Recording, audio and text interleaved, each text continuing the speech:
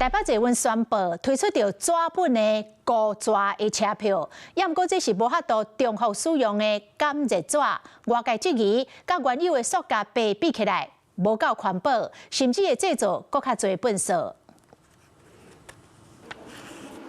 Very good。好，等一下哦。20元。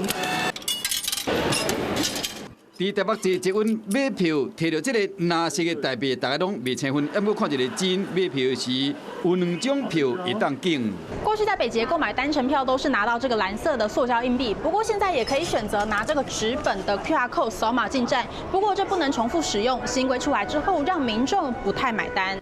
北捷宣布講，為今仔日起，全線的賣票機台攏會賣這款紙的 QR code 的車票，伊暫時甲藍色的台幣做伙用。過7月了後，敢會當買到這款的 QR code 的車票，不過真濟鄉親就是講，這個紙的用料的單調會製造更較濟糞掃。個人是比較傾向就是塑膠的這個，因為比較方便，小巧攜帶。有些人一定是會亂丟，或者有時候是不小心掉下去之類的。